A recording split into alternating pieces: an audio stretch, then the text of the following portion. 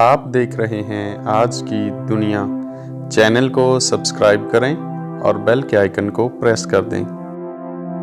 आउज़ बिल्लाहि मिनश्शैतानिर्रजीम, बिस्मिल्लाहिर्रहमानिर्रहीम। आज हम बात करेंगे अक़ीदा तौहीद की। अक़ीदा तौहीद असल में है क्या और इसकी अहमियत के बारे में। सच्चे दिल से ये इकरार कर लेना कि ला इलाहा इल्लल्लाह मुहम्मद रसूलुल्लाह सल्लल्लाहु अलैहि वसल्लम, तर्जमा अल्लाह ताला के सिवा कोई माबूद नहीं और हज़रत मोहम्मद मुस्तफ़ा सल्लल्लाहु अलैहि वसल्लम अल्लाह के आखिरी नबी और रसूल हैं। क़यामत के रोज़ इंसान की नजात का इन्हसार दो ही बातों पर होगा, ईमान और अमल सालिह। ईमान से मुराद है अल्लाह ताला की ज़ात पर ईमान, रसालत और आखिरत पर ईमान, फ़रिश्तों और किताबों पर ईमान, अच्छी या बुरी तकदीर पर ईमान। रसूल अकरम सल्लल्लाहु अलैहि वसल्लम का इरशाद मुबारक है, ईमान की 70 से ज़्यादा शाखें हैं, इनमें से सबसे अफजल ला इलाहा इल्लल्लाह का इकरार करना है। सही बुखारी यानी ईमान की बुनियाद कलमा तौहीद है। ईमान सालिह से मुराद वो अमाल हैं जो सुन्नत रसूल सल्लल्लाहु अलैहि वसल्लम के मुताबिक हों। बिलाशुबा नजात उखरवी के लिए ईमान सालिह बहुत अहमियत रखते हैं, लेकिन अक़ीदा तौहीद और ईमान सालिह दोनों में से अक़ीदा तौहीद की अहमियत कहीं ज़्यादा है। क़यामत के रोज़ अक़ीदा तौहीद की मौजूदगी में ईमान की कोताहियों और लर्ज़शों की मुआफ़ी तो हो सकती है, लेकिन अक़ीदे में बिगाड़, काफराना मुशरकाना तौहीद में शिरक की आमेज़श की सूरत में ज़मीनों आसमान की वुसअतों के बराबर सालिह ईमाल भी होंगे तो बेकार साबित होंगे। जैसा कि सूरह आला इमरान में अल्लाह ताला ख़ुद फरमाते हैं कि काफ़िर लोग अगर रोए ज़मीन के बराबर सोना सदका करें तो ईमान लाए बग़ैर उनका ये अमल अल्लाह ताला के यहाँ कबूल नहीं होगा। एक और जगह इरशाद बारी ताला है, जिन लोगों ने कुफ़र इख्तियार किया और कुफ़र ही की हालत में मरे, उनमें से कोई अगर अपने आप को सज़ा से बचाने के लिए रोए ज़मीन भर की सोना फ़िदिया करे तो उसे कबूल ना किया जाएगा। ऐसे लोगों के लिए दर्दनाक अज़ाब है और ऐसे लोगों के लिए कोई मददगार नहीं होगा। सूरह आले इमरान आयत नंबर 91।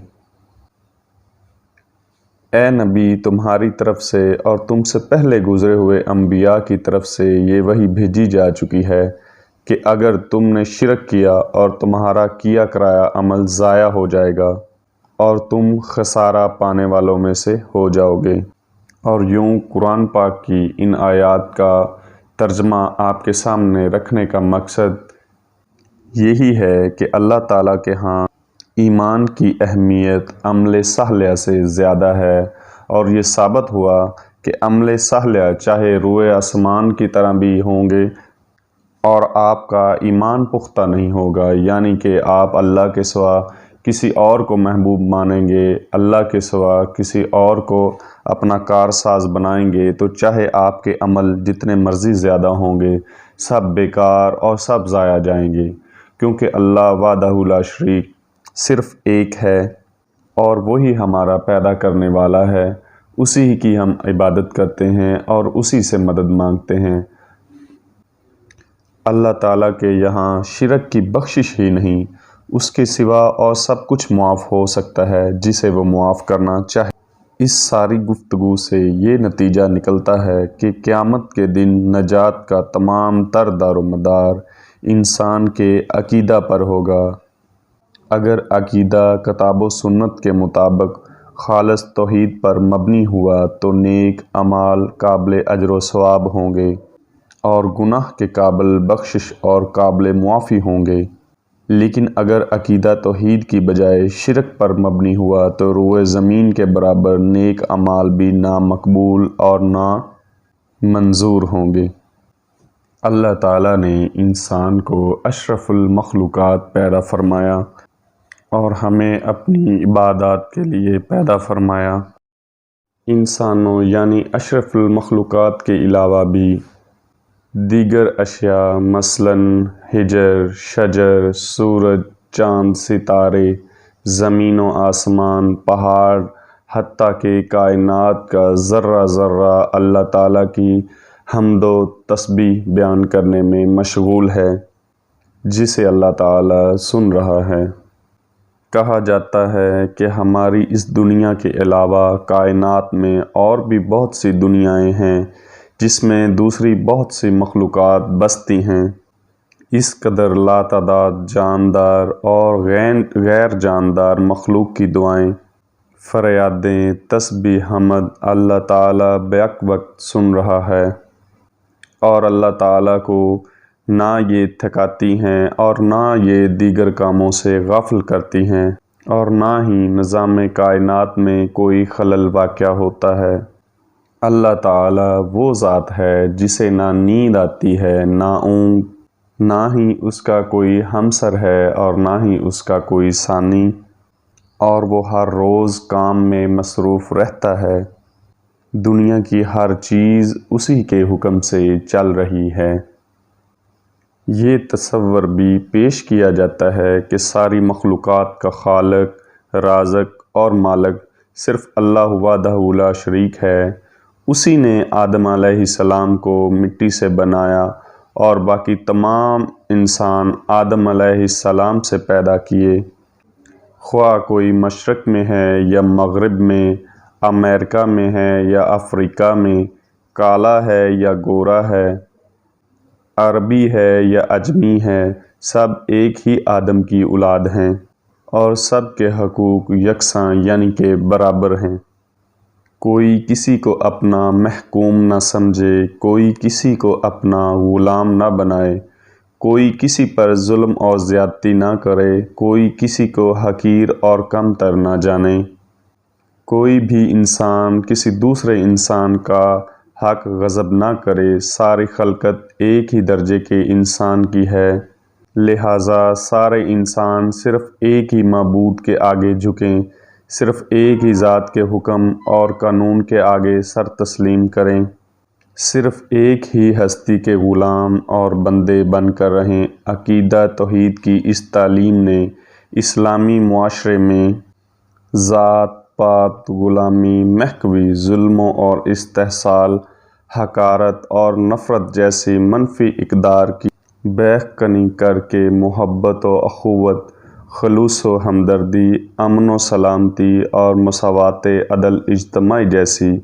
اعلیٰ اقدار کو مسلم معاشرہ میں جاری و ساری کر دیا۔ شرک کائنات کا سب سے بڑا جھوٹ ہے۔ انسان کی ذات اور گرد و پیش میں موجود ہزاروں نہیں کروڑوں ایسی واضح نشانیاں اور دلائل موجود ہیں جو شرک کی تردید کرتے ہیں۔ یہی وجہ ہے کہ مشرک کے نظریاتی اور عملی زندگی میں مشرق مغرب کا تضاد پایا جاتا ہے۔ اس کی روح اور دل و دماغ کا انتشار کا شکار رہتے ہیں اور مسلسل شکوک، بے یقینی اور ٹوٹ پھوٹ کی کیفیت سے دوچار رہتا ہے، جبکہ عقیدہ توحید اس کائنات کی سب سے بڑی عالمگیر سچائی ہے۔ انسان کی اپنی ذات کے اندر سینکڑوں نہیں کروڑوں نشانیاں توحید کی گواہی دینے کے لیے موجود ہیں۔ کائنات کا ذرہ ذرہ عقیدہ توحید کی تصدیق اور تائید کرتا ہے۔ ارشاد باری تعالیٰ ہے، پس یکساں ہو کر اپنا رخ دین اسلام کی سمت میں جما دو اور قائم ہو جاؤ اس فطرت توحید پر جس پر اللہ تعالیٰ نے انسانوں کو پیدا فرمایا۔ سورہ روم آیت نمبر 30 کا ترجمہ ہم نے ابھی ملاحظہ فرمایا۔ انسان اپنی ساری زندگی مال و دولت، आलीशान घर, बंगला, गाड़ी और कारोबार के पीछे भागता रहता है और याद इलाही और इबादत से बेफ़िक्र रहता है। उसकी ये कोशिश होती है कि एक दफ़ा मालदार बन जाऊं, फिर अल्लाह की इबादत में मशगूल हो जाऊंगा। अफ़सोस कि ये दुनिया फ़ानी है, इसे एक ना एक दिन फ़ना होना है। एक ना एक दिन सबको मौत आनी है और हमें यूं ही सब कुछ छोड़ के जाना है। हम खाली हाथ ही इस दुनिया में आए थे और खाली हाथ ही इस दुनिया से जाएंगे। लेकिन अमल सालिया, नेक अमल और बुरे अमाल जो हमारे साथ जाएंगे, जिसका हिसाब हम लोगों ने ही देना है और क़यामत का दिन अजर व सवाब और हिसाब के लिए ही मुख्तसिस किया गया है। लेकिन अफ़सोस कि इंसान सब कुछ जानते हुए भी, समझते हुए भी इससे गाफिल हुए बैठा है। हमारे इर्द गिर्द गिरदो नवाह में रोज़ कोई ना कोई आदमी, शख्स, बच्चा, बूढ़ा फौत हो जाता है। हम उसका जनाजा पढ़ते हैं और उसको कब्रिस्तान दफन करके आते हैं। वो हमारे लिए सबक आमेज़ होता है कि वो खाली हाथ ही दुनिया से रुखसत हो रहा है। लेकिन हम चंद मिनट और चंद घंटे ही अफसोस करते हैं और फिर वापस आकर दुनिया के कामों में मशगूल हो जाते हैं। ए बनी नौह इंसान, अपने आप को पहचानो और इस झूठी और फ़ानी दुनिया से बाहर आ जाओ और अपने असल मकसद की तरफ राग़िब हो जाओ और तमाम ख़ज़ानों के मालिक से ताल्लुक़ को जोड़ रखो। दुनिया की मिसाल ऐसे है जैसे एक मेहनत कश को एक बेबहा कीमती हीरा मिल गया। वो हीरा लेकर वक़्त के हाकम, वक़्त के बादशाह के पास चला गया। बादशाह बेबहा बेशकीमत हीरा देखकर हक्का बक्का रह गया और उसे बोलता है कि घर से जिस कदर बोरियां तुम उठा कर लेके आ सकते हो ले आओ और मेरे ख़जाने में दाखिल हो जाओ। वहाँ से जितना अनाज तुम, रुपया, पैसा, जो चीज़ें भी शाम तक बोरियां भर के उठा के लेके जा सकते हो वो ले जाओ।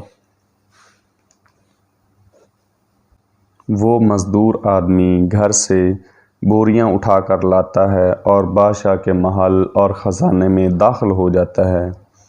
जब वो अंदर दाखिल होता है तो देखता है कि कीमती महमल पर बने हुए बिस्तर और तख्त खूब सजा हुआ है और हर तरफ महल में बेबहा कीमती सोने, जवाहरात, हीरे, रुपए, पैसे पड़े हैं। वो कहता है, ये सोचता है कि सारी ज़िंदगी मैंने मेहनत की, मुशक्क़त की, अब थोड़ी देर इस बिस्तर पर, इस महमल के बिस्तर पर आराम फरमा लूँ। अभी तो शाम होने में बहुत वक़्त पड़ा है, मैं क्यों ना कि थोड़ी देर आराम फरमा लूँ। वो बंदा उस बिस्तर पर आराम की नीयत से लेट जाता है और उस नरम बिस्तर पर उसे बहुत गहरी नींद आ जाती है और यूं उसका सारा वक़्त ख़त्म हो जाता है। जब शाम हो जाती है तो वो नींद से गाफिल नहीं हुआ होता और बादशाह के दरबारी आकर उसे उठाते हैं और महल से बाहर धक्का दे देते हैं और कहते हैं कि तुम्हारा टाइम ख़त्म हुआ। और फिर वो बंदा अपने किए पर पछताता है कि अगर वो रुपया, पैसा और हीरे जवाहरात इकट्ठे करके घर ले जाता तो इस तरह के कई महलात और बिस्तर वो ख़रीद सकता था और सारी ज़िंदगी उस पे आराम से बसर कर सकता था। लेकिन सद अफ़सोस अब तो उसके पास वक़्त ख़त्म हो चुका है। हमें भी अल्लाह ताला ने इस फ़ानी दुनिया में थोड़ा सा वक़्त और मोहलत देकर भेजा है ताकि हम अल्लाह ताला की इबादत कर सकें और बुलंद मर्तबा तक पहुंच सकें। लेकिन अफ़सोस कि हम इस फ़ानी दुनिया में दिल लगा के बैठ गए। हर एक को पता है कि ये दुनिया एक ना एक दिन ख़त्म हो जानी है और हकीकी ज़िंदगी तो आखिरत ही की ज़िंदगी है जो हमेशा हमेशा रहेगी और वो ना ख़त्म होने वाली है और ना वहाँ पे किसी को मौत आएगी और इंसानों को बदला वैसा ही मिलेगा जैसा उन्होंने आमाल किए होंगे। हम ये सब कुछ जानते हुए भी इससे गाफिल होकर बैठे हुए हैं اور دنیاوی ساز و سامان کے پیچھے بھاگ دوڑ میں لگے ہوئے ہیں۔ ایک فقیر دریا کے کنارے بیٹھا ہوا تھا۔ کسی نے پوچھا کہ بابا جی کیا کر رہے ہو؟ فقیر نے کہا کہ انتظار کر رہا ہوں کہ مکمل دریا بہہ جائے اور پھر پار کروں گا۔ اس آدمی نے کہا، کیسی بات کرتے ہو بابا، مکمل پانی بہنے کے انتظار میں تو کبھی تم دریا پار ہی نہیں کر پاؤ گے۔ فقیر نے مسکرا کر کہا، یہی بات تو میں تم لوگوں کو سمجھانا چاہتا ہوں کہ تم لوگ جو ہمیشہ یہ کہتے رہتے ہو کہ ایک بار گھر کی ذمہ داریاں پوری ہو جائیں تو پھر نماز پڑھوں گا، داڑھی رکھوں گا، حج کروں گا، خدمت کروں گا، جیسے دریا کا پانی ختم نہیں ہوگا ویسے ہی ہمیں اس پانی سے ہی پار جانے کا راستہ بنانا ہے۔ اسی طرح زندگی ختم ہو جائے گی پر زندگی کے کام اور ذمہ داریاں کبھی ختم نہیں ہوں گے۔ اے پیغمبر صلی اللہ علیہ وآلہ وسلم، ان سے کہہ دیجئے جس موت سے تم بھاگتے ہو وہ تو تمہیں آ کر ہی رہے گی، پھر تمہیں اس اللہ کی طرف لوٹ کر جانا پڑے گا جسے تمام پوشیدہ اور کھلی ہوئی باتوں کا علم ہے، پھر وہ تمہیں بتائے گا کہ تم کیا کرتے رہے ہو۔ القرآن سورہ جمعہ آیت نمبر 8۔ ایک بزرگ فرماتے ہیں، میری توبہ کی وجہ یہ ہوئی کہ ایک مرتبہ قحط کے زمانے میں میں نے ایک غلام کو دیکھا، وہ نہایت ہی خوش تھا۔ میں نے اس سے پوچھا کہ دنیا میں تو قحط ہے اور تو اتنا خوش کیسے ہے؟ وہ کہنے لگا کہ میں فلاں شخص کا غلام ہوں، میرا کھانا پینا، کپڑے اس کے ذمے ہیں، اس کے پاس ایک گاؤں ہے، اس سے آمدنی آ جاتی ہے، وہ اس سے مجھے دونوں وقت کھانے کو دیتا ہے، اس لیے میں بالکل بے فکر ہوں۔ یہ سن کر میرے دل پر چوٹ لگی کہ تیرے مالک کے پاس تو زمین و آسمان کے خزانے ہیں اور پھر تو اس قدر بے فکر ہے۔ تو واقعہ ہی جب خدا سے نزدیکی بڑھ جاتی ہے تو بے فکری ہو جاتی ہے۔